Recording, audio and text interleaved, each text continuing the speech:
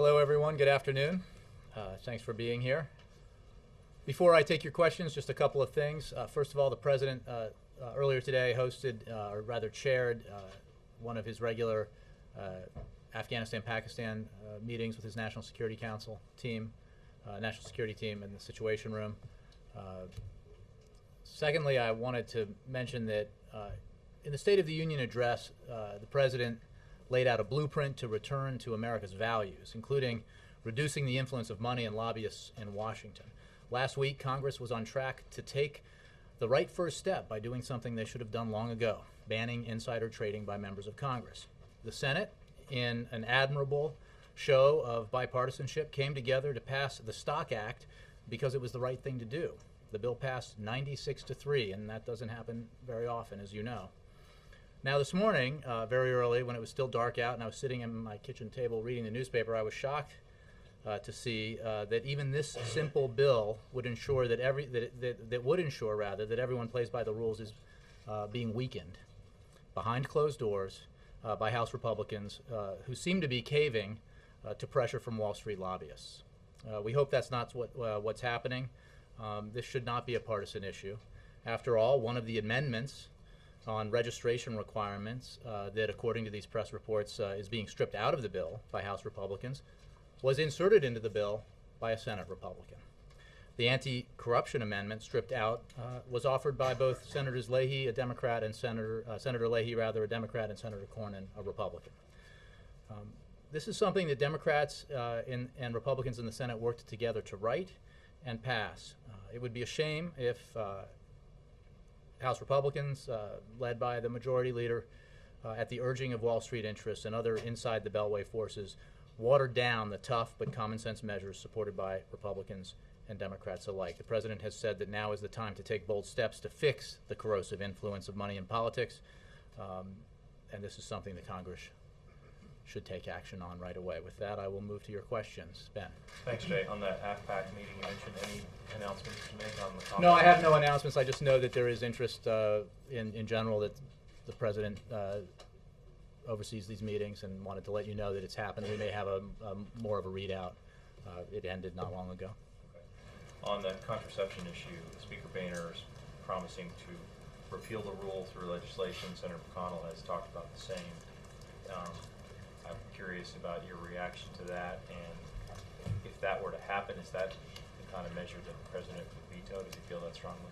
Well, I think that's there's a lot of speculation embedded in that question. I'm not going to go there. I think on this issue, from the very beginning, we have said that we will listen and work with individuals who have concerns as we work to implement the law. As I said yesterday, on January 20th, when this decision was announced, Secretary Sebelius said, quote, "We will continue to work closely with religious groups during this transitional period to discuss their concerns." And I would note that 28 states have similar contraception coverage requirements. And 8 states, as I've mentioned before, do not even have the exemption that this provision requires for churches and houses of worship. You know, we want to work with all these organizations to implement this policy in a way that is as sensitive to their concerns as possible. But let's be clear, we are committed, the President is committed to ensuring that women have access to contraception without paying any extra costs, no matter where they work. So while you're pledging to work with the groups who have concerns, the Congress, or at least the House right now, is pledging to undo the rule. What is your reaction to that part of it?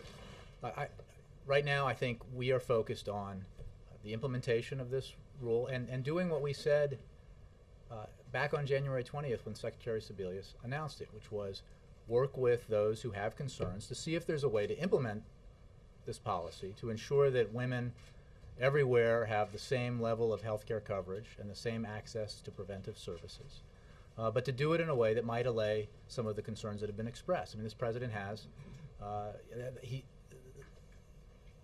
as you know, in his past, he has worked with, when his first job in Chicago, with churches and organizations that do a lot of good work. He is very sensitive to concerns like these, and he wants to find a way to implement this important rule because he is committed to making sure women have access to this coverage. He wants to find a way to implement it that can allay some of the concerns that have been expressed.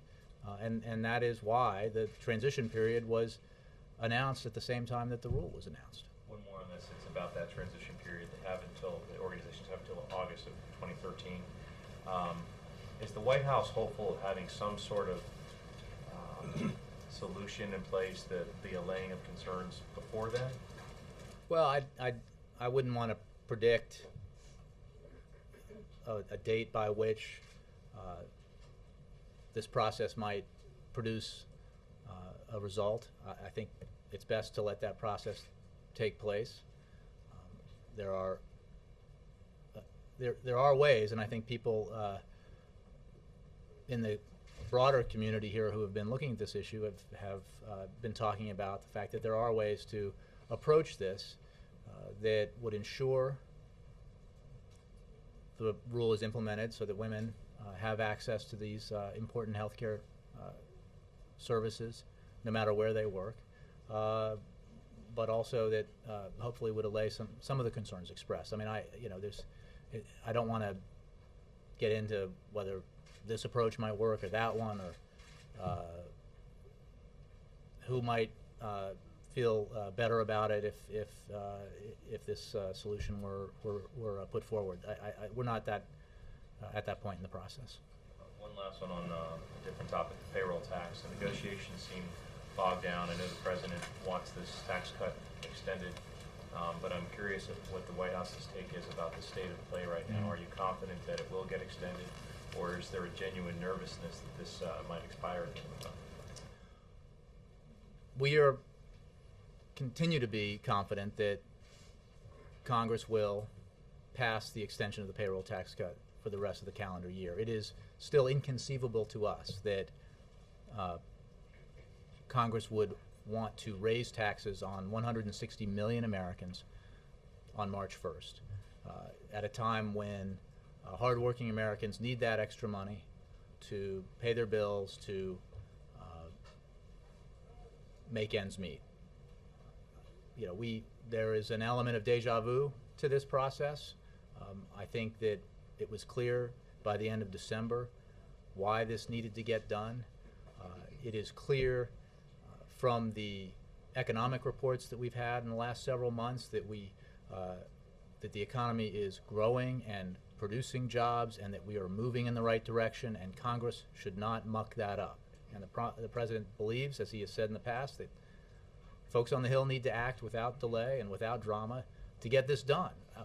Again, this is a case where everyone says, Republicans on the Hill, leaders on the Hill, by and large, say now that they believe extending the payroll tax cut through the end of the year is the right thing to do. It's good policy. It's good for the economy. It's the right thing to do for hardworking Americans. Democrats obviously agree. The President strongly agrees, and we ought to get this done. So we still have time to work on this, and we hope Congress focuses and gets its work done. Mix it up. Brianna. On contraception, it's not just the Speaker and Mitch McConnell who have come out, and other Senate Republicans, but the candidates have all seized on it on the campaign trail, including Mitt Romney. They obviously see an opportunity to not only drive a wedge in the support of some Democrats for the president, but also trying to rally their base. Does the president feel that he's vulnerable to that? Well, the president's focused on putting in place the right policies for women across the country. He's focused on finding a balance that is sensitive to the concerns expressed by some religious groups. The former governor of Massachusetts is an odd messenger on this, given that the services that this rule would provide for women around the country are the same that are provided in Massachusetts and were provided under when he was governor, including contraception, including covered with no copay or deductible, and a religious exemption for houses of worship and churches and to church-controlled organizations such as parochial schools, but not to universities and hospitals. I mean, this is, I think, ironic that Mitt Romney is expressing, criticizing the president for pursuing a policy that's virtually identical to the one that was in place when he was governor of Massachusetts. So does the president agree with Rick Santorum on the issue then? I haven't heard what or Senator Santorum has said on the issue, but. And then one other question on this, sort of speaking to the evangelical support for Catholics who are opposed to this. Rick Warren tweeted that he stands in solidarity with Catholics. He said, "I'd go to jail rather than cave into a government mandate that violates what God commands us to do. Would you?" As you know, he has a lot of Twitter followers and tons of people who are interested in what he's saying. Are you worried that that rallies the Republican base? Well, again, we're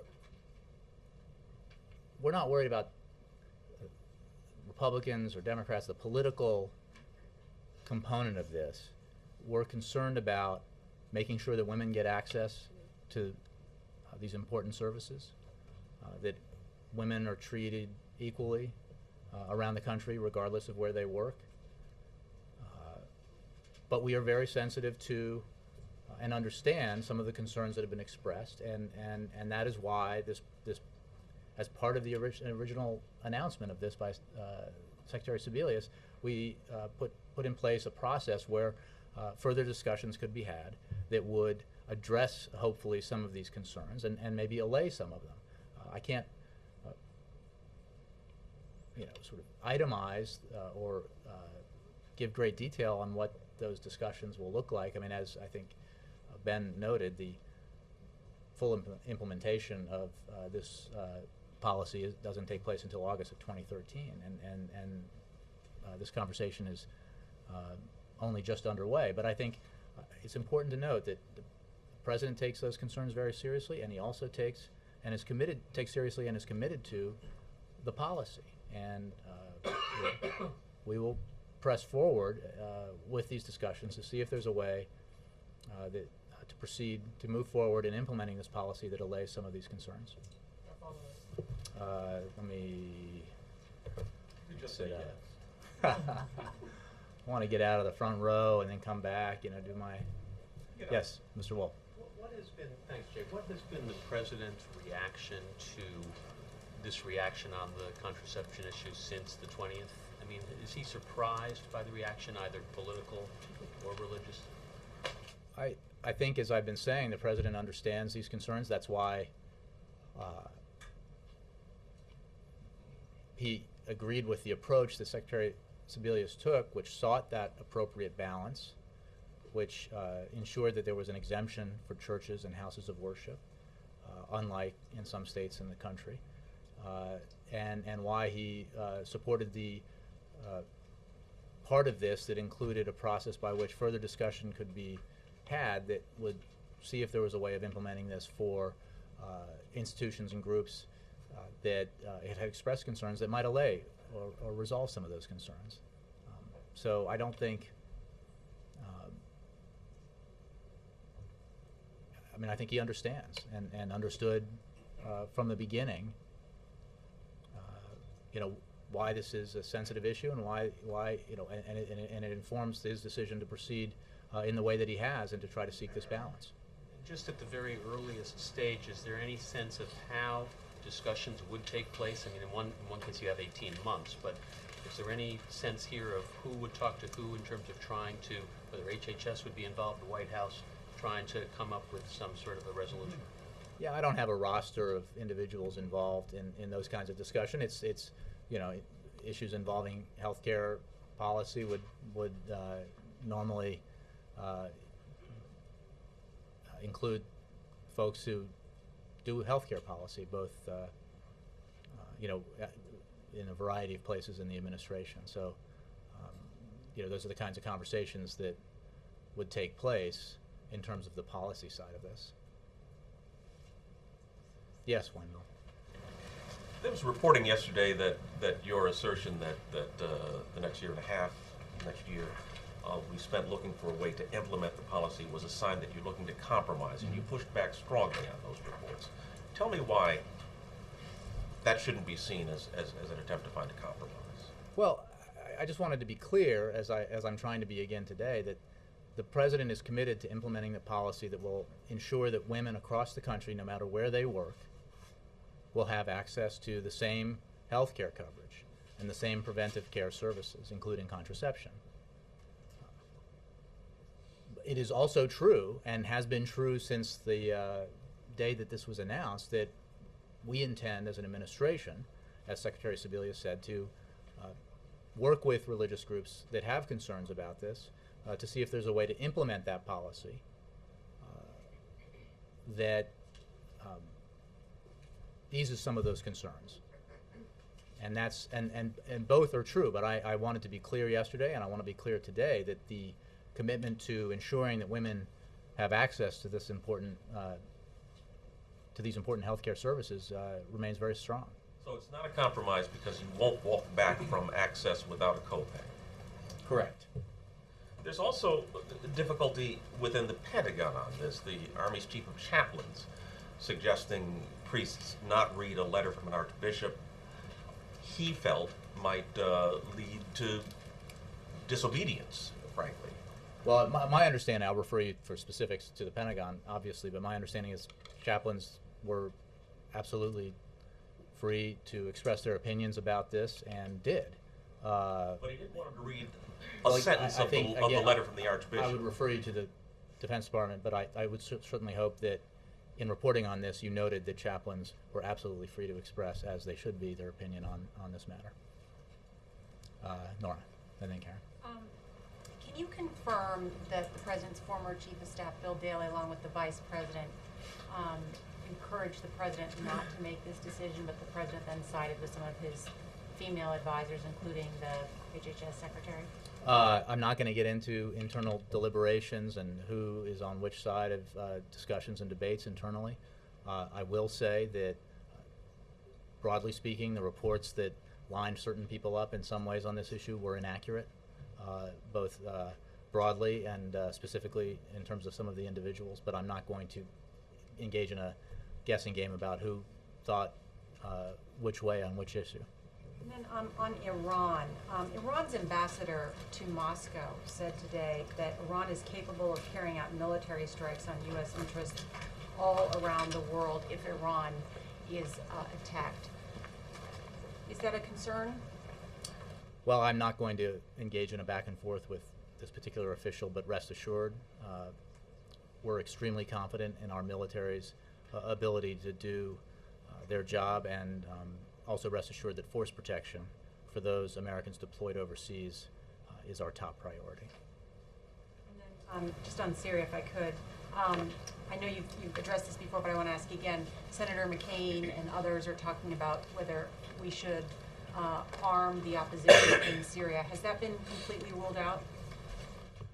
We are pursuing a political path in an attempt to resolve with our international partners the situation in Syria, or rather to help the process move towards a peaceful political transition, democratic transition in Syria, working with friends of Syria all around the globe.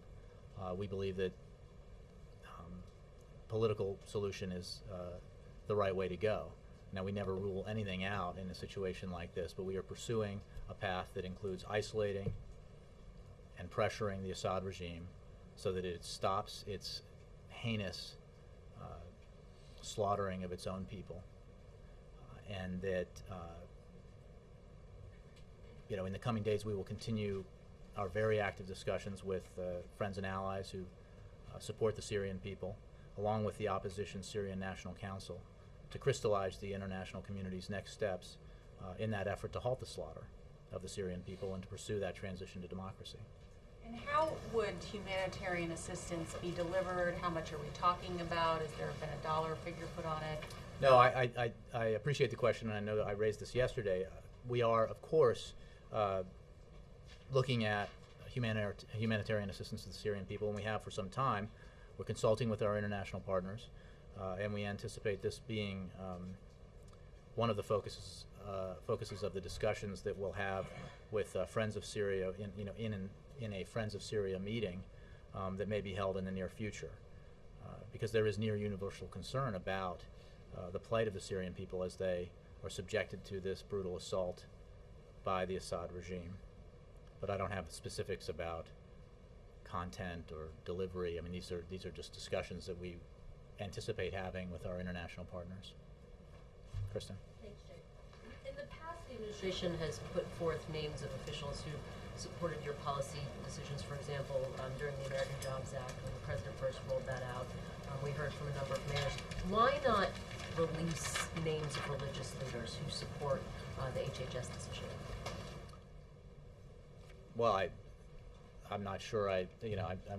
Anybody who supports the decision to and the general approach to providing important healthcare services to women across the country is certainly welcome to express that opinion. This is not, again, I think that we're engaged in a process that seeks to find a balance between a policy that ensures that women get access to these important services and that no matter where they work, and also deals with the understandable concerns of some religious groups. And we're in the process of doing that. Would it bolster your argument to be able to put forward a list of religious leaders? We're not who trying to support win an it? argument here. We're trying to implement a policy that will affect millions of women, well, all women, and in this country, and also to do so in a way that's sensitive to people's religious beliefs. And that reflects the approach the president takes, and it reflects the approach that Secretary Sebelius has taken. And on the payroll tax cut discussions that are going on right now, there have been some rumblings that they might be considering a short-term deal again. Is this something that the president would sign off on? Would he support this, or would he only accept a year-long extension? Well, it is, like I said, inconceivable that the same folks in Congress who almost prevented the payroll tax cut from being extended for 2 months would want to go through that again. So we believe that there is consensus on Capitol Hill among Democrats and Republicans that we need to do this, and we need to do it for the full calendar year. I mean, we just, need only point to the recent economic growth and unemployment figures to note that the economy, while growing and creating jobs, needs this action to be taken to continue along the road to recovery. I just can't imagine that folks in Congress are going to want to explain to their constituents that they blocked the extension of this tax cut, ensuring that taxes were raised on most of their constituents, because they couldn't sort out some easily resolvable issues with their fellow members of Congress. We think that this can be done. We absolutely think it should be done for the remainder of the calendar year. And just one more on Syria. You have said in the past that you do think Assad's fall is imminent. Given the fact that there's been increased violence over the weekend, last night, do you still see the situation in that light? There's no question that President Assad has lost control over parts of his country. There's no question that he certainly lost the support of his people long ago, thanks to his brutality and his refusal to participate in the kinds of reforms that would have led to a democratic transition in Syria. There's no question that because of the efforts of the international community to put the squeeze on the regime financially, that his assets and his capacities are dwindling. And there's no question that those around him, among within the military and governmental leadership, are beginning to doubt the wisdom of sticking by him. So yes, we believe that his days are numbered, and that's why we find it disappointing, to say the least, that votes were taken in the United Nations Security Council to block that important resolution. It is simply a mistake to side with a regime that is going to go down in history as a brutal repressor of its own people. It is a mistake to side with a regime whose days are numbered, to isolate yourself from the Syrian people. That's the wrong action to take. The right place to be is with and in support of the Syrian people who are insisting on a peaceful transition to democracy. Karen, then Jake. Thanks, Jim. And then I'll move back. I know it's been... Go ahead. You talked about the administration's commitment to reaching out to religious groups and getting their views. Is the president himself going to be involved in that process? Has he done any kind of outreach on that yet? Well, I think there's been some reporting about some of the conversations the president has had, but I don't have any scheduling or any calls or meetings to announce from here that he may have in the future. Does he want to be personally involved in Look, that? I think the president's very aware of and engaged in this issue, but I don't have any, again, meetings to preview for you or conversations to announce for you. And when you're emphasizing the effort to find a balance, isn't that the same thing as finding a compromise? And what is the time frame? I just want to be clear. The language that is used to describe it is up to you guys.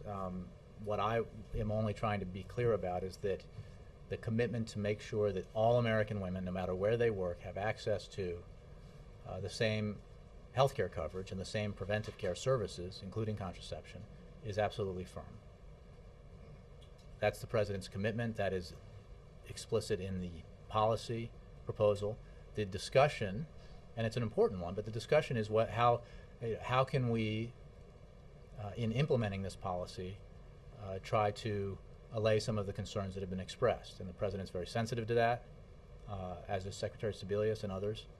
But that's the issue. So I would describe that as you will, but there is no change in the commitment to ensuring that women have access to these important services. And can that goal be achieved with some exceptions? And if you're looking at finding a balance, what is the time frame on that? Well, let's be clear that there is an exemption. There are exemptions within the rule as it exists, including churches and houses of worship. But maybe further exceptions. Well, I don't want to negotiate or speculate about what discussions may be had and what policy proposals may be contained within them. What I will say is that the president is committed to ensuring that women have access to these services, no matter where they work, and that they that all women are treated equally in regard to this in terms of no co-pays and no cost for the services provided. And what is the time frame on that discussion about finding a balance? Do you think that you Well, might I be was able asked to- that earlier. I don't have a time frame to provide to you. Within the announcement that Secretary Sebelius made, she described it as a transition period of a year. So I would say some amount of time between 1 day and a year is when this will evolve. Jake, and then Jackie. President Obama is going to be introducing his outline for a budget. Fed Chair Bernanke has said the lack of a budget having been passed by the Senate has had an adverse effect on growth because it's created uncertainty. Harry Reid has said that he doesn't think there's a need to introduce a budget this year. Who does the president think is right, Harry Reid or Ben Bernanke? Well, I think the president, as you noted, will be presenting his budget. That budget, it's important to remember, and you all covered it, has spending caps set based on the Budget Control Act that was signed into law by this president last August. Those spending levels represent significant cuts agreed to by Democrats and Republicans and by this president. And his budget will reflect the need for that, will reflect those cuts, but also reflect the priorities that he thinks are very important. And I think the priorities that, to wrap in part of your question here, that Senator Reid believes are important as well, as do many members of the Senate and the House. So therefore, the Senate should pass a budget as well. I don't have a, I'm asking. I don't have an opinion to express on how the Senate does its business with regards to this issue. The fact is, because of the negotiations over the debt ceiling that resulted in the Budget Control Act, we have an unusual situation here in that the top lines for the budget going forward have already been set and agreed to by Republicans and Democrats alike. So I'm not actually asking your opinion, but the White House's opinion, the position Well, of the White House is I don't have a, I mean, the White House has no opinion about whether or not the Senate should pass a budget. The President's going to introduce one. The Fed chair says not having one is bad for growth, but the White House has no opinion about whether. I have no opinion. The White House has no opinion on Chairman Bernanke's assessment of how the Senate ought to do its business. What the President believes is important is that the Budget Control Act that was signed into law by him last year provides the top-line spending caps for the coming budget, and he will obviously meet those in the budget proposal he puts forward. And he looks forward to the Senate acting on the policy initiatives contained within his budget that will reflect the priorities he laid out in the State of the Union, and also will reflect the priorities he laid out when he put forward his deficit and debt reduction proposal back in September. So I don't think there is any, there will be, nor is there now, any doubt about the President's view on where we ought to move with the budget. And just to follow up on the Syria question earlier from Nora, there have been reports that because of all that's going on in, I think it's Homs, there was a hospital that lost power and a number of premature babies died as a result.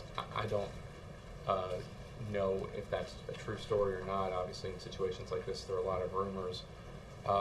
Does the White House know anything about the extent of the violence, factually what's going on? I assume we have people on the ground there to a degree or another. Are we monitoring exactly what is happening? Well, I can say that we have all here seen the reporting and some of the horrific video images of the escalation of violence that's taking place in Syria over the last few days, and it's clearly resulted in the deaths of hundreds of civilians, and been accompanied by troubling statements from senior regime officials who have pledged, quote, to cleanse the country of renegades and outlaws.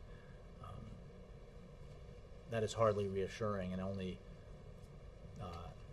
reinforces the fact that the Assad regime is engaged in a brutal campaign to slaughter its own people. A people that has, this process began when the Syrian people peacefully demonstrated in support of reform and transition to democracy. So I don't have any details to impart to you on the kinds of information we might have with regards to what's happening in Syria beyond the news reports, but the news reports are bad enough. Thank you. Jackie. Jay, staying on Syria, you had said earlier that you were discussing with international partners the subject of humanitarian aid. Are you ruling out the U.S. providing humanitarian aid unilaterally? I'm not ruling that out, but we're working with our partners. There is a broad coalition of friends of Syria that extends around the globe and includes nations in the region. So we have, as we have from the beginning, we will continue to work with our allies and partners on this issue, and with nations that are as concerned as we are about the brutality that's taking place in Syria. In the wake of the Russian foreign minister's trip to Damascus, do you have any reaction from the White House about Russia's call for, the Western world to have the government there, the Assad government, engage in quote-unquote dialogue with the opposition? Do you see that as at all realistic or potentially meaningful? I think, as you may recall, from the earlier days of this situation in Syria, there was an opportunity for the Assad regime to engage in dialogue with the opposition, with the Syrian people who were demanding peaceful transition. rather than take that opportunity, Assad brutally cracked down on his own people, and that crackdown continues to this day. We don't think that that opportunity is available anymore. It's clear that Assad has chosen a path, and that choice has resulted in deaths of many Syrians, including innocent children, and it's a horrific result of that choice. So I don't, as we've said before, as I said yesterday, I believe, regarding the foreign minister's visit to Syria, it's not clear what the purpose was. What is clear is that siding with the Assad regime at this stage will not get Russia anything except for the alienation of the Syrian people. Alexis, and then Laura. Jay, there are members of the president's party who say that they're somewhat mystified why the White House would want the contraception issue to continue percolating like this day after day, if his concept is trying to communicate his support for women and their health, etc., that is getting drowned out perhaps by the concerns that he's trying to allay. So I'm just trying to get at this idea between a day and 18 months. Could we expect the president soon to speak himself about this, to try to communicate better about what it is that he's trying to do? Alexis, I appreciate the question, but I don't have any announcements to make about presidential statements or news conferences or anything of that nature. And my point about, which I concede was delivered somewhat glibly, about the time frame here is that I'm not going to set an artificial deadline. The policy that was put forward and announced by Secretary Sebelius makes clear that the period of transition is there for a reason. And as these conversations and this dialogue continues, we'll have a better sense of timing on it. But I don't have any to predict it to you today. I just want to ask you, would you agree that the idea about as this conversation continues is the thing that has the president on the ropes? Well, that your assessment here is not one that I agree with you. On. What are you asking? The White House does not agree that the president is on the ropes because of the concept of this conversation continuing. No, I don't agree with any of the phrases within that sentence or question.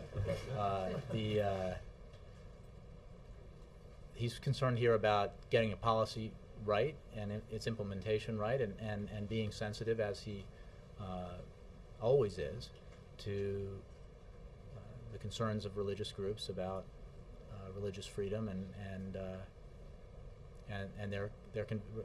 convictions they hold. So that's the approach that was taken in the development of this policy. It is the approach that is being taken in the conversations that will continue in an effort to implement it in a way that allays some of the concerns that have been expressed. Laura, and then Mara. Thank you. I have two questions about Laura and Maura. I have two questions about the Stock Act. The first is, I understand the objections that you expressed at the top, but notwithstanding those, if that bill were presented, would the president sign it? If which bill were presented? The Senate bill? The House bill. Why is that? Is the Senate voted on? I mean, the House hasn't voted on I the bill. know, but I'm trying And to all I'm hoping that the House doesn't do what the reports suggest it's doing, the House Republicans. I think, try explaining that to your constituents. That you watered down this legislation to give, because Wall Street and hedge funds and others, didn't like it. We just think that's a terrible idea. And this was an example of, in the Senate, of broad bipartisan support. The provisions that the House Republicans are seeking to remove are ones that were put forward by Republicans. So in the Senate. So it's just this is an opportunity to do something that's right, that will send a signal to the American people that Congress agrees with them that there needs to be transparency and political reform in Congress. It seemed like for a while that there was broad consensus, bipartisan consensus, to get this done, and unfortunately, based on my early morning reading, that may not be the case. So we urge Congress and the House in particular, House Republicans in particular, to abandon the effort to water it down and instead focus on getting it done. Right. I mean, Nancy Pelosi has said that she's going to support it and urge people to support it. So what I'm trying to understand, and maybe you're Again, not I don't- prepared to I say, don't- whether those concerns are serious enough to I'm not sure that prevent signature. that Leader Pelosi has said that she would support something that hasn't even emerged yet from the back rooms of the House Republican leadership meeting. So I think that, and then there's a question, obviously, as is the case in all these things, that if the House dramatically changes the bill, then what happens in terms of reconciliation? We support the bill, the proposal, as the President said in his State of the Union address, that would ban insider trading among members of Congress. We support the bill as it emerged from the Senate by a vote of 96-3, including amendments put forward by Senators Grassley and Senators Grassley and Cornyn. We hope that House Republicans will do the same. And what is the White House's view on extending these provisions to the executive branch? I understand that there's been a furtive, I mean, not a furtive, that's the wrong word, a very public, although humorous attempt by some among the House Republicans to suggest that that's an issue, when the absolute fact is that there are far more stringent rules and restrictions on the executive branch already in place. As I'm sure they know, and I would quote from an article on a slightly separate issue today in, I think, the Washington Post. Public Citizen, as you know, is a government watchdog group. Craig Holman said, quote, "The executive branch has far stricter ethics standards than Congress does, and Congress has set these standards. The executive branch can't steer contracts or work to businesses where family members work. They can't even own stock in industries that they oversee, unlike Congress. It's complete hypocrisy." So, again, we are fine with the Stock Act as it emerged from the Senate. We certainly look forward to the House taking action as it appropriately should on this bipartisan measure, and the President will sign it into law. I am just struck by the effort to water it down behind closed doors, presumably because of objections by financial institutions and their lobbyists. Follow up on Yes. Laura's. There's been a little bit of confusion about this insider trading. Is insider trading currently legal for members of Congress? Sounds like something that's already I believe it illegal. is not banned. That's the point of the It's not legislation. banned, even though insider trading, by definition, is something that's not legal. I'm just wondering if there's something that will be made illegal by this legislation that isn't. I think it explicitly bans insider trading as well as does a number of other things that are included in the bill. I would address that your. right now insider trading is not illegal for members of Congress. Well, it's certainly not explicitly banned, and I would, point you to the authors of the legislation. Okay, and my second question, just about contraception, which I've tried to stay away from at least for 48 hours, is, do you Okay. feel that this has gotten a tremendous amount of questions, obviously, taken up a lot of time here. Do you feel that this is a controversy that is a press-driven controversy, as many things can be, or is this a real debate that's really gripped a lot of people, or do you think this is one of those things that we are ginning up? No, I think, and more importantly, the President thinks that the concerns expressed by some religious groups and religious individuals are understandable, and that's why, even prior to those concerns being expressed, the policy included a transition period where discussions would take place around an effort to implement the policy in a way that allayed those concerns. So I think that it's important to, in terms of our actions and reactions here, to note that from the beginning we understood the sensitivity of this. That is why we sought the balance that we did in the policy itself, why churches and houses of worship are exempted, and why this transition period was a part of the rule, and why we're having these conversations. So, obviously, in a case like this, sometimes folks try to make political hay out of it, and that's the way the system works and the process works. But President believes, and we believe, that there are legitimate concerns out there, and that's why the policy was written the way it was. But Jay, you haven't reached out to the Catholic bishops. I called them just yesterday. They say they haven't gotten a call. They're the most outspoken on this topic. If you're starting a conversation, who are you conversing with? Well, again, the policy was announced. First of all, I think I'm not going to dispute your reporting, but I think that there's been a lot of conversations in the process that led up to the announcements of this, and there are and will be conversations going forward. I mean, certain individuals may say they haven't had a call, but others have been engaged in this conversation or will be engaged. So I don't, I think that's been amply reported in some cases, unfortunately. Jay, the president's about to leave for the Nat's partner has already left. Could you tell us what his agenda is? What he Well, I will look say? forward to meeting with Senate Democrats to talk about the agenda going forward, to talk about the budget that he'll put forward soon, to talk about the absolute need to ensure that the payroll tax cut is extended for the calendar year to make sure 160 million Americans don't have their taxes go up. He'll talk about the other actions that he hopes to work with them on that will continue to move this economy forward, promote growth and job creation. The usual topics. Why is Jim Messina along with him? I assume to engage in that conversation as well, but I'll have to take the question, or maybe you can ask the campaign. Chris? Jay, Who's louder? I'll go. Let me go. I have Geithner. Yeah. Yesterday, regarding the president's position on the right of same-sex couples to marry, you said that this is a process that involves his faith. What other decisions about providing protections and civil responsibilities has the president based upon a decision on his faith? Chris, I want to be clear, and I appreciate the question, that I was simply referring to statements the president had made in the past about this issue, and it's not about. I don't want to. I am in no way going further than anything the president himself has said about his views on this issue, and I want to be clear. And thank you for the opportunity to be clear on this. What I want to add about yesterday is that, as you know, the president has long opposed divisive and discriminatory efforts to deny rights and benefits to same-sex couples. He believes strongly that protections should not be taken away from committed gay and lesbian couples who want to take care of their families.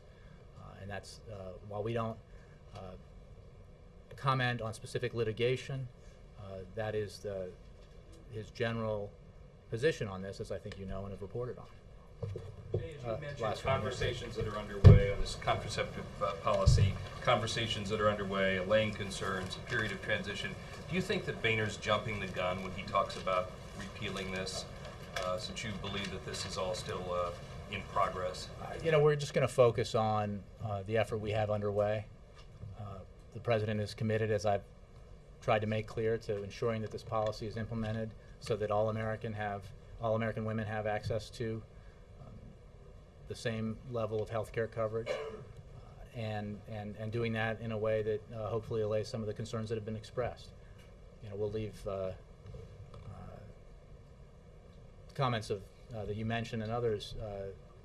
We note them, but we're focused on trying to get this the policy implementation done in the right way. Thanks very much. Can I just clarify the thing about the stock there?